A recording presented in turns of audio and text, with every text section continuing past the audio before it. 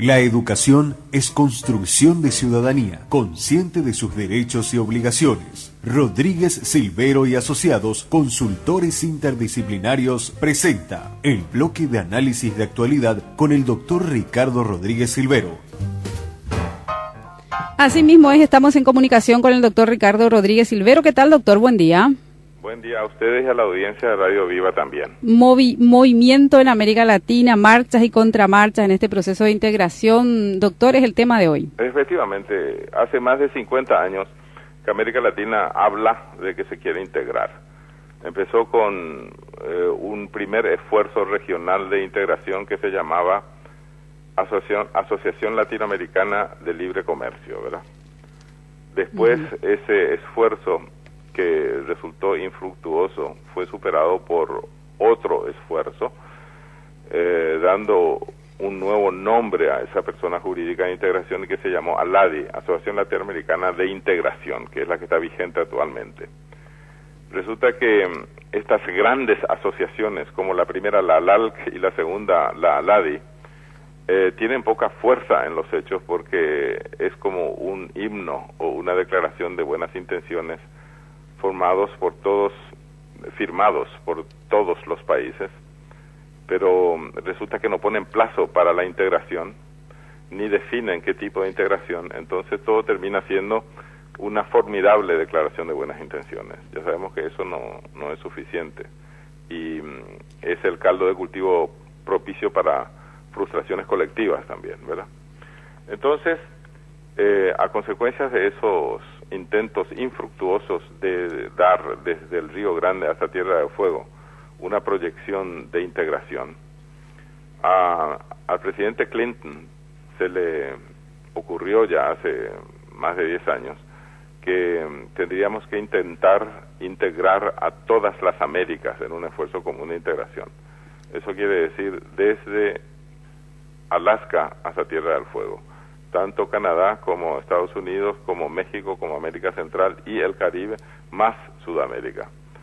Pero ese esfuerzo gigantesco que se quiso impulsar desde los Estados Unidos, al final se resquebrajó y se desarmó totalmente cuando Brasil, que ya se estaba perfilando como la primera potencia de América Latina y ya en esa época era la 7ª potencia mundial, de acuerdo con el ranking que se calcula sobre la base de Producto Interno Bruto, Brasil se opuso tenazmente a la creación de una zona de integración de libre comercio de las Américas, desde Alaska hasta Tierra del Fuego, porque decía Brasil, que en esa época era muy pragmático con Itamaraty, que si no se integra la región o la subregión, ¿cómo se va a integrar el subcontinente? Y cómo se va a integrar además los continentes, ¿no? Entonces, quedó trunca ese intento de Clinton de integrar a todas las Américas y se dio preeminencia a los esfuerzos regionales de integración. Fueron surgiendo grupos de integración como la Comunidad Andina de Naciones, conocida por sus siglas CAN, Comunidad Andina de Naciones. Surgió el Mercado Común Centroamericano. Mercado Común Centroamericano se conoce también por sus siglas MCCA, y a nosotros aquí en la subregión nos tocó ser testigos, pero además anfitriones, también jurídicamente hablando del Mercado Común del Sur, que se lo conoce con sus siglas Mercosur, del que somos país fundador nosotros, junto con Argentina, Brasil y Uruguay. En realidad, el Mercosur empezó armándose con el eje Brasilia-Buenos Aires desde un comienzo, y sigue así, aunque estemos Uruguay y Paraguay como países pequeños en el esfuerzo regional de integración. Realmente el mando lo tienen Brasilia y Buenos Aires, y eso se nota a cada momento. Y como Argentina es cada vez más proteccionista, eso podemos atestiguar nosotros en Paraguay y también los uruguayos en Uruguay. Entonces es sumamente difícil integrarse en términos de libre comercio con un país ultra proteccionista como se ha vuelto la Argentina. Y como Brasil también en gran medida es proteccionista, porque primero sus intereses y luego la integración, entonces países pequeños como Paraguay y Uruguay y no tienen mucho destino, por lo menos no tienen un destino ventajoso.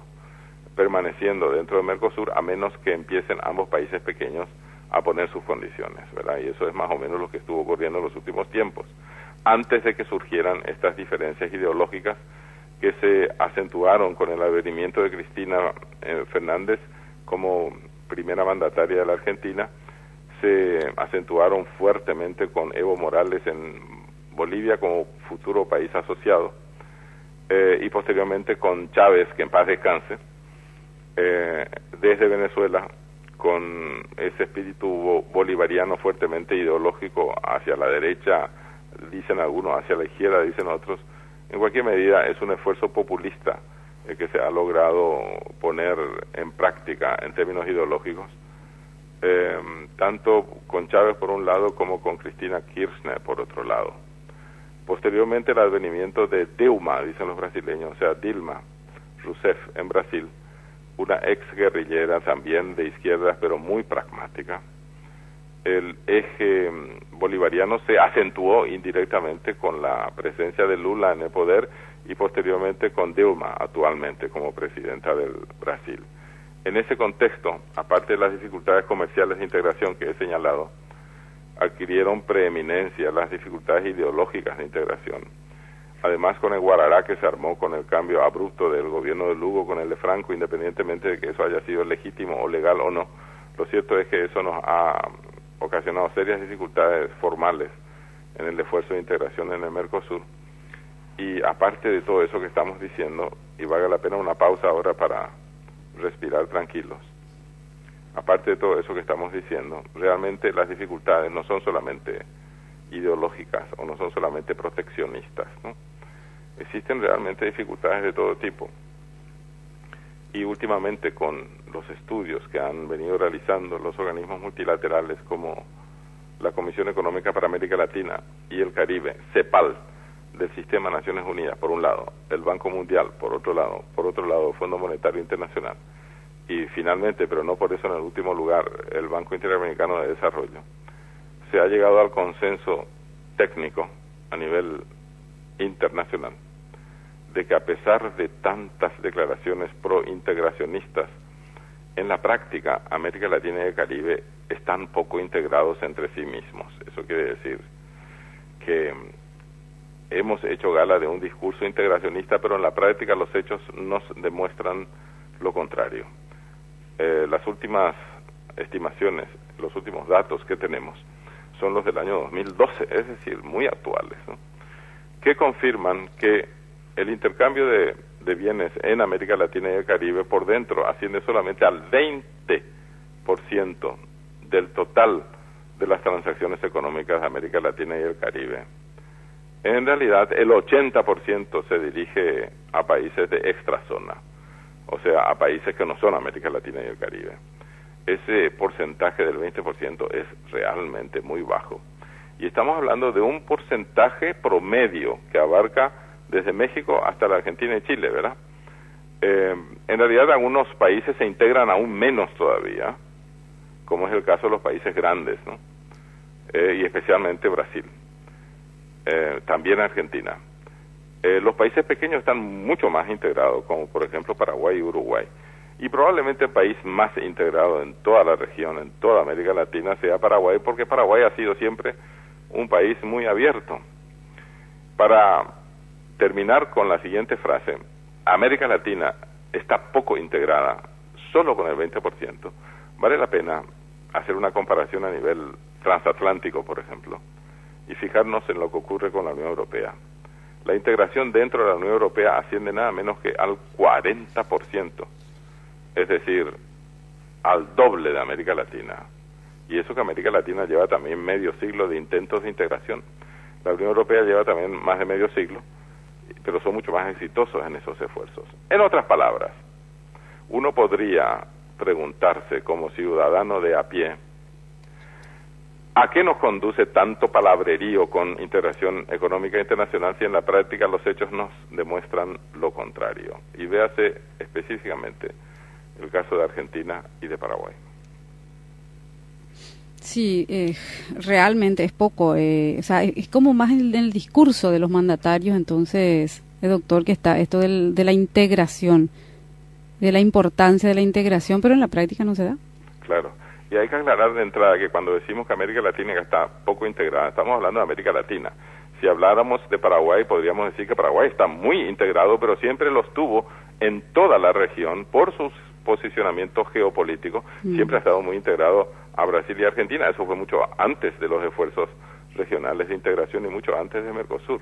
O sea, el hecho de que Paraguay esté muy integrado y que sea un ejemplo contrario a lo que estamos diciendo tiene que ver no con los esfuerzos internacionales o regionales de integración, sino simplemente con el destino propio de Paraguay en su hábitat natural, que son Brasil y Argentina. Y que tampoco es que se aprovecha al máximo, según comentarios que siempre se escucha, esta posición geopolítica de Paraguay. Y sí, pero eso es más por nuestra debilidad institucional que por otra cosa. Realmente tenemos que aprender mucho nosotros para hacer valer nuestro posicionamiento estratégico en el Mercosur. Después de todo, Mercosur es importante, pero no tanto tampoco, podríamos abrirnos a otras latitudes. Para poner un ejemplo que sea la guinda de la torta, la China continental es nuestro principal proveedor de bienes en todo el mundo, incluso más que Brasil y que la Argentina. Eso es increíble. En los últimos años la China continental, es decir, la China de Mao Zedong, ha desplazado del primer lugar a Brasil como país proveedor de mercaderías en Paraguay. Sí, nos vienen de más lejos, diríamos todo. Sí, y además lo increíble en este caso es que como compramos tanto de la China continental, qué increíble que es que no podamos venderle casi nada. En eso se nota claramente que los exportadores paraguayos siguen durmiendo su siesta tropical.